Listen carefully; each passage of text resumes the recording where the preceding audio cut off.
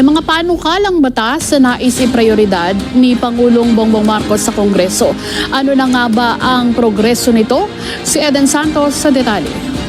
Para po sa akin siguro yung sa anti-protection sa mga bata po. Ako senior na ako. Matagal na yung senior na nananawagan pero wala pang nagagawa hindi pa nagagawa yung batas, hindi pa naapos sa Senado yung batas para sa senior namin. Ayun, lalo na po yun. Gamitin po ng wastor at sa nararapat yung pera po ng taong bayan, yung gobyerno. Hindi po gagamitin pang sarili po. Yun po. Dapat po ipapasa po ito, lalo na po yung anti-corruption dahil dito po nagsisimula o nag-uugat lahat ng problema po ng Pilipinas. Lalo na po sa flood control po. At iba pa pong mga proyekto na hindi po nila ipinapasagawa dahil ibinubulsa po ng mga gobyerno. Oo, yung ayuda na lang dahil siyempre matanda na rin ako. Ituloy niya yung pag-ayuda. Kayo ba nakatanggap na ng ayuda mula sa gobyerno? Hindi pa nga. Hindi pa? Yun ang inaano ko nga rin. Pabalik-balik ako dyan sa barangay. Hindi pa raw napirman yung ano ko. Magantay lang sa bahay. Kaya naghihirap kami kasi dahil sa corruption eh. Mahirap na nga, lalo pa kami naghihirap dahil sa mga corrupt na yan eh. Dapat ibigay na lang sa mahihirap. So sa tingin mo dapat ipasan niya yung mga batas na yun? Bigo si Pangulong Ferdinand Marcos Jr.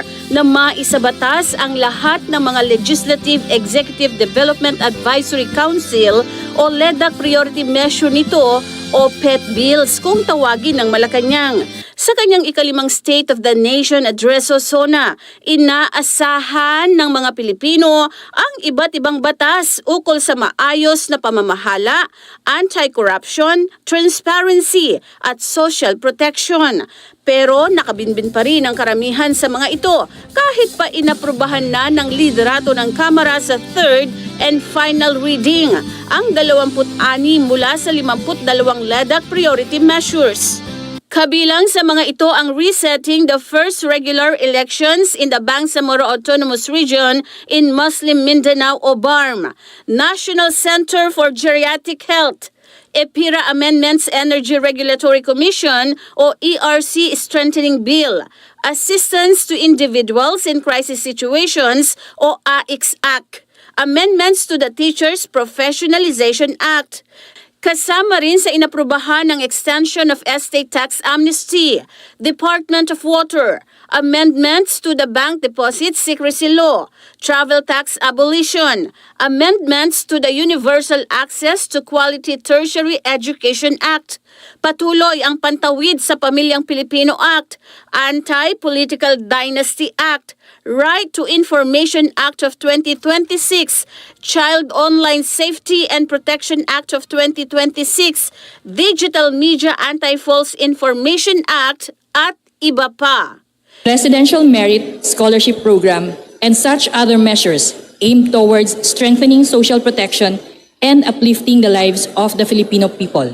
Hindi kasi umusad ang mga countermeasures ng mga ito sa Senado. Marami pa sa natitirang priority bills ay nasa advanced stage na po ng ating legislative process. Kaya inihiling po sana natin sa ating mga counterparts sa Senado na tulungan tayong maisabatas na ang iba pang mga bills bago matapos ang taon. Magugunita na sa ipinatawag na special session ni Pangulong Marcos, tanging ang bill na nagdedeklara sa ilang-ilang bilang National Orchid of the Philippines ang naipasa. With 13 affirmative votes, 0 negative votes, 0 abstention, SP number 2092 is approved on third reading. Umaasa naman ang Department of Social Welfare and Development na sana ay maging ganap na batas ang Assistance to Individuals in Crisis Situations o AICS Act. Patuloy ang Pantawid sa Pamilyang Pilipino Act at Child Online Safety and Protection Act of 2026 na kabilang sa LEDAC priority measures ng Pangulo.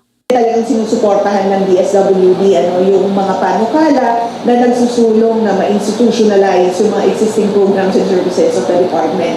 Isa nga sa mga kahalagahan ng ma-institutionalize nga yan is yung matiyak na masustain yung funding for these programs.